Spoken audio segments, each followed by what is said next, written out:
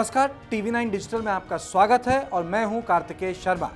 सियासत की बात में मैं आज आपको बताऊंगा सीरिया के अल होल कैंप के बारे में। और मैं आपको इस कैंप के बारे में इसलिए बताऊंगा क्योंकि यहां बन रहा है आईसिस का नया केंद्र।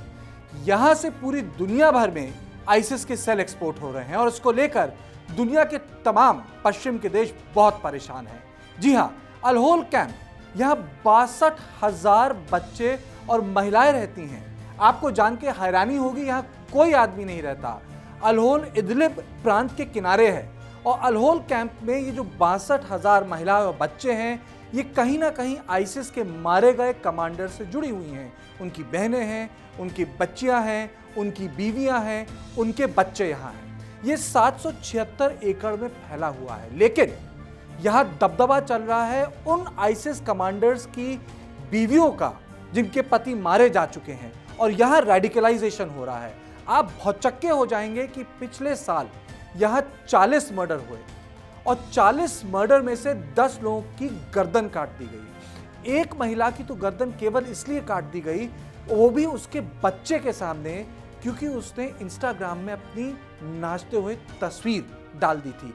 यानी यहाँ रेडिकलाइजेशन का काम औरतें ही कर रही हैं। लोग सोचते हैं कि जो धर्म को लेकर रेडिकलाइजेशन का काम है उसमें केवल आदमी ही जुड़ता है, वो गलत है। औरतें भी उतना रेडिकलाइज कर देती हैं आदमी और औरतों को जितना आदमी औरतों और आदमियों को रेडिकलाइज करता है, यानी उनका सोचने और समझने का जरिया संकीर्ण करता है, यानी बदल देता है।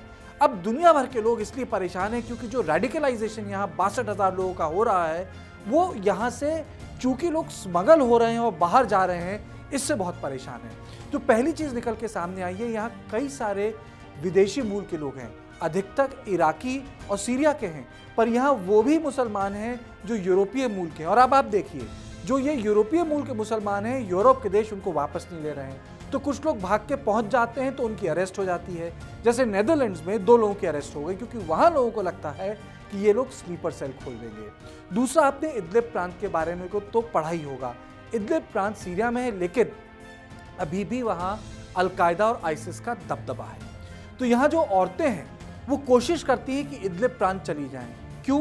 क्योंकि वहां आईसिस की चलती है, वहां अलकायदा की चलती है, वहां इस्लामिक कानून चलते हैं। तो इन औरतों ने जो उनका जो ग्रुप बना हुआ है, जिसे मिनी कैलिफेट भी बोला जाता है, ये इस तरह के नियम और कानून बना रखे हैं, कोई चू नहीं कर पाता अल होल कैंप में। और ये सारे लोग स्मगल होकर जाना चाहते हैं इदलिब, क्योंकि वहां सीरिया की लड़ाई अभी भी चल रही है। वो सीरिया के कंट्रोल में नहीं है इदलिब। सीरिया और रूस चाहते हैं कि वहां से अलकायदा और आईसिस के कैंप्स पे हमले किए जाएं, लेकिन वहां फ्री सीरियन डेमोक्रेसी नाम की संस्था भी चल रही है जिसको समर्थन अमेरिका से मिला हुआ है। तो यानी वहां जो स्टेटस को हो चुका है, तो वहां आईसिस के, अलकायदा के और आप ये कह सकते हैं जो बचा कुचा इस्लामिक स्टेट है उससे जुड़े हुए जो लोग हैं वो सब वहां पहुंचे हुए हैं। और जो अल होल कैंप है, वहां इन आईसिस कमांडर्स की और मारे गए आईसिस कमांडर्स की बीवियां रहती हैं। तो यानी एक पूरा का पूरा स्मगलिंग रैकेट चल रहा है जिसको लेके परेशान है। और पूरे यूरोप में इस बात को लेके चिंता है कि जो यहाँ रेडिकलाइजेशन का प्रोग्राम है, कार्यक्रम है, ये महिलाएं कर रही हैं, इसमें छोटे छोटे बच्चे हैं। तो जब सुरक्षा की समीक्षा की गई 2 हफ्ते पहले, तो पाया गया कि मोटे मोटे जो तार थे उसको भी काट दिया गया है। उसके अलावा जेद्दा में, सऊदी अरेबिया में 2 ऐसे वेबसाइट्स चलते हैं जो पैसा इकट्ठा करते हैं यहाँ की रेडिकलाइज महिलाओं के लिए, जिससे उनको बाहर निकाला जा सके। कुछ लोगों का कहना है कि $16,000 लगभग कीमत पड़ती है यहाँ से निकलने की। और यहाँ से महिला या तो टर्की जाती हैं, या टर्की के रास्ते होते होते, ग्रीस होते वो यूरोप में गायब हो जाती हैं, या वो इदलिब कैंप में जाना चाहती हैं। और ये जो 2 सोशल मीडिया साइट्स हैं, जिसको एक को जेद्दा में ट्रेस किया सऊदी अरेबिया में, ये पैसे जुटाते हैं, स्मगलर्स को देते हैं, स्मगलर्स इन औरतों को निकालता है। क्योंकि जो अल होल कैंप है, इसमें डिटेंशन सेंटर भी है, ये शरणार्थी शिविर है, लेकिन यहाँ जेलें भी बनी हुई हैं।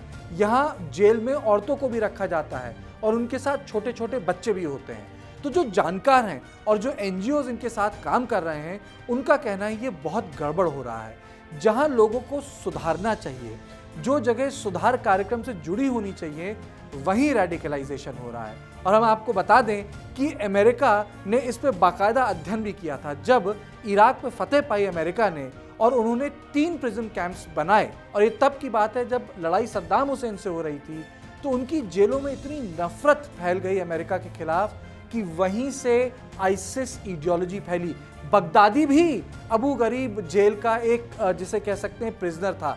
तो कहने का मतलब है कि इस तरह के शरणार्थी शिविर जो बने हुए हैं, जहां लोगों में सुधार के लिए, रिहैबिलिटेशन के लिए आपको मौके उपलब्ध कराए जाते हैं, वो जगह रेडिकलाइजेशन की हो गई है। और यहाँ चिंता की बात यह है कि यहाँ न केवल यहाँ आदमी नहीं, केवल औरतें और छोटे छोटे बच्चे हैं।